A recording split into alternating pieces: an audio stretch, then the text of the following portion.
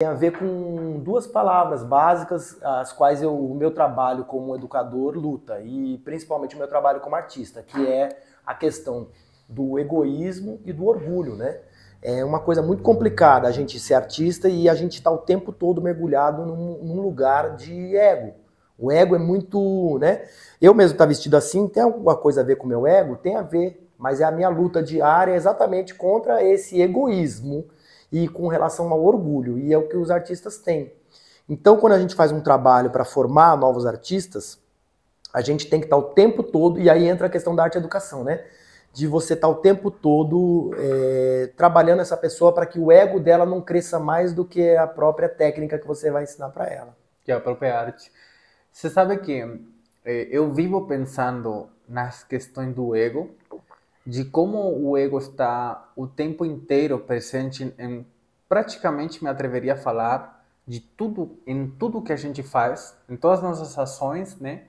E, inclusive, preciso muito aprofundar mais nos meus conhecimentos psicológicos e de ego e demais, porque é um assunto que me interessa muito. Vivo falando sempre quando eu faço outros tipos de conteúdos, sempre associo ao ego.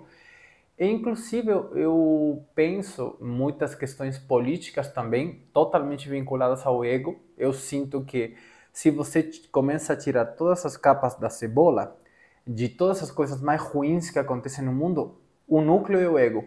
Porque a sua necessidade de se sentir maior e superior a outros e a outras, não importa que seja necessário fazer para sentir isso. E no final, para mim, é esse ego.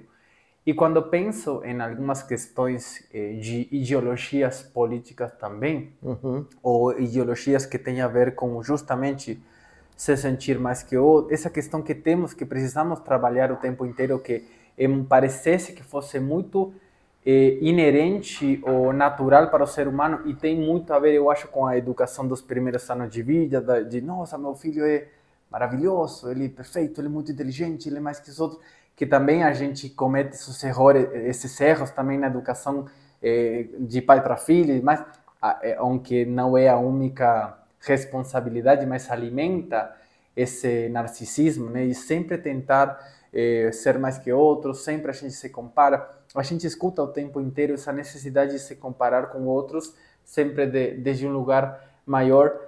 E aí eu penso como isso, no final, também acaba repercutindo como você como sujeito político na sociedade.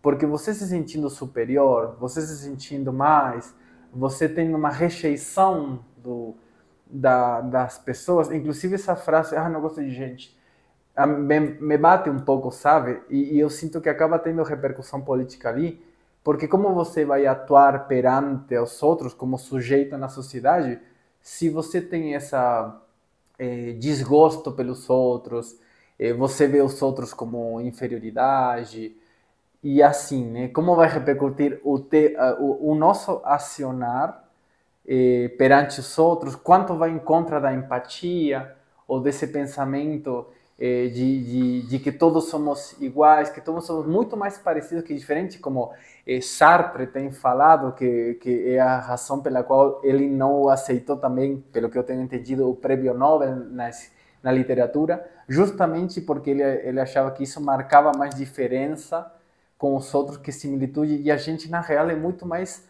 similar aos outros do que diferente, mesmo não perdendo essa questão única que cada um temos. E é única, mas não única verticalmente, senão única horizontalmente. Cada um único na nossa similitude igual como sociedade. E eu vejo que na sua educação, você sempre tenta deixar muito horizontalizada a questão. Inclusive até eu vejo nos teus vídeos e nas coisas que você fala, quero muito falar sobre a Sara Adolescência que você está fazendo agora, eu vejo inclusive até como você dispõe as cadeiras para conversar com as pessoas, nunca desde um palco, sabe? Eu acho que viajei um pouco, mas... Não, acho que o que você falou dá um lugar bem legal para falar sobre o seguinte. No meu trabalho como educador, mas no meu trabalho também como cidadão, eu sempre levo em consideração uma das leis herméticas. Hermes propõe, né? Hermes foi um grego, que ninguém sabe se ele existiu, se o Hermes foi uma pessoa, o Hermes é uma ideia. O Hermes Trismegistus, né, que é 3 vezes grande, o Hermes propôs, né, 7 leis que regem o universo. Uma dessas leis, eu vou citar uma aqui, porque eu não vou lembrar as 7 todas, mas eu vou citar uma que o universo é polarizado. Tudo que você imaginar na natureza do universo, existe 2 polos para tudo. Logo, o que você falou sobre a questão ser político. Você ser um cidadão é um ser político. Só de você compreender-se cidadão, compreender-se o que forma um cidadão é a cidadania. Existe o cidadão e a cidadania. Então, para você ser cidadão, você tem que conhecer o que é a cidadania. Quais são os direitos e deveres de um cidadão dentro de uma sociedade, desde quando nasce até o momento que morre. E aí existe essa questão já polarizada aí, né? De um tipo de cidadão que se diz de bem e um cidadão que se diz de mal. Então, já deu uma polarização. Outra, a filantropia e a misantropia. A misantropia é o que você falou, o ódio à humanidade. E é o que eu percebo muito hoje de pessoas que se dizem de bem, que na verdade têm ódio pela humanidade. E o outro lado é a filantropia, pessoas que doam a sua própria vida, o seu tempo, para poder ajudar outras pessoas, né? Puxar essas pessoas para poder seguir.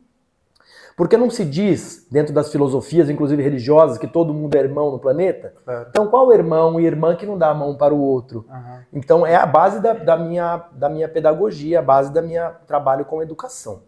E eu penso assim, a educação, hoje no planeta, não sei se a gente pode entrar nesse ramo aqui agora, mas a educação ela é muito sem cor. A educação, dentro das instituições, é a que menos evoluiu. Ela menos evoluiu. Vou dar um exemplo claro para você. A educação ela vai surgir, em primeiro lugar, no militarismo. O militarismo que vai criar essa coisa de fila, o militarismo vai criar essa coisa de cobrir. Sabe o que é cobrir? Não. Aquela coisa de pôr a mão esquerda no ombro do outro para poder ter essa distância igual à do outro, de um ficar olhando a nuca do outro. E aí depois, esse mesmo formato que os exércitos criam, a igreja que vai sendo criada vai utilizar o mesmo modelo.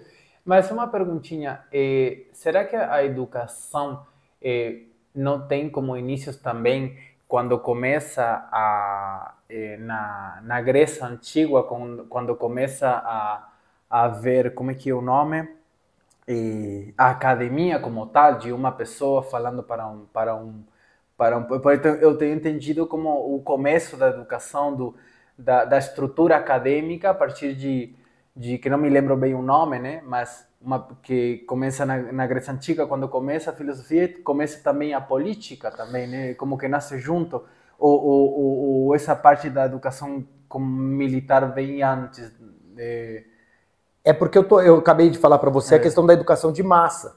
Tá. Mas se você pegar a educação anterior a isso, existia realmente educação quando eu te colocava você sendo meu discípulo, claro, e você ia me seguir como o Platão foi do Sócrates. Claro. Então essa de fazer a roda, a academia, o liceu, essa coisa, isso existe bem antes ainda da Grécia, que vem já do Egito. O Egito já tinha as escolas de mistérios, mas eram para poucos. Eram para os poucos escolhidos, principalmente no Egito, só para as pessoas que eram como posso falar, do faraó, das pessoas que eram como se fossem os eleitos mesmo. Esses tinham direito à educação. Então essa que você fala é a educação de massa. A educação de massa. Okay. Então a educação de massa vai começar, no exército não educava, o exército ele educava para a guerra, né? Então você vai pegar os espartanos, que foram os grandes, uma escola de guerra muito forte, mas a igreja que vai começar com a primeira educação de massa vai começar na igreja católica, a igreja católica que é fundada depois de Cristo, né? Sim, 300 por aí, né? Por aí. E aí a igreja vai pegar o modelo do exército, que é o modelo de fila, o modelo de sentar um atrás do outro, para poder passar esse formato. E esse formato que eu digo que não evoluiu. Você pega uma escola, quem vai discutir isso muito é o Foucault. Foucault vai discutir isso num livro dele. Foucault, para quem não conhece, Michel Foucault, um francês, filósofo super contemporâneo para mim, né? Ele é do século XX. E ele vai discutir isso num livro chamado Vigiar e Punir, que o modelo da escola moderna, arquitetonicamente falando, é o mesmo modelo da fábrica. Você já trabalhou em fábrica alguma vez? Não. Eu trabalhei, meu único emprego que eu tive foi em fábrica. O mais parecido foi de jornalista. E aí tínhamos isso de montar, jornalista não, vendedor de jornal, e a gente fazia isso de montar jornaleiro. Isso. Então, aí me atrapalhou a linguagem. Mas é diferente porque você não está dentro de um espaço arquitetônico. Quando você está dentro de um espaço arquitetônico, dentro de uma fábrica, por exemplo, você vai no banheiro de uma fábrica, é dessa altura a porta do chão. Tem pelo menos 25 centímetros para que alguma pessoa veja seu pé lá embaixo. Vê que você está sentado, está na privada. Primeiro que na fábrica de verdade não existe privada, você não senta. Existe um buraco no chão, você agacha. Para que você não se sinta confortável. Para que você não perca seu tempo lá. Então é isso. E esse mesmo modelo que a gente vai chamar de... que quem vai criar essa ideia vai ser o Taylor. O Taylor, que é o grande cara que cria as fábricas para o Henry Ford, que é um modelo onde você possa ficar no alto, os patrões, e eles olham para baixo e vê os empregados. Por isso que lá embaixo chama chão de fábrica. E esse chão de fábrica é o mesmo modelo que vai ser usado nas escolas, para que a escola seja o tempo todo vigiada. E é o mesmo modelo que é usado em hospitais, o mesmo modelo que é usado em presídios, o mesmo modelo que é usado em manicômios. O primeiro filósofo que vai observar isso é o Foucault. E ele diz que esse modelo de manicômio da escola não mudou. Não mudou, e o modelo de sentar um atrás do outro, um vê na nuca do outro, né, também não mudou. Esse modelo é um modelo padrão para poder educar massas. E acaba que não educa, acaba que, na verdade, ficam meio que presos lá durante várias horas no dia. E hoje nós estamos num modelo que é o modelo PEI, que é o Programa Escola de Período Integral, onde os alunos têm que ficar lá o dia inteiro, um olhando o outro, de um formato que não agrada, não é estético, ele é frio, ele parece um hospital, ele parece esses lugares. Logo, o sentimento que dá na pessoa, a emoção dela, não é uma emoção agradável. Então essa é a minha primeira luta, é que a escola não está... E começa já a criar uma enemistade do aluno com a educação, com a formação, com o desejo intelectual, né?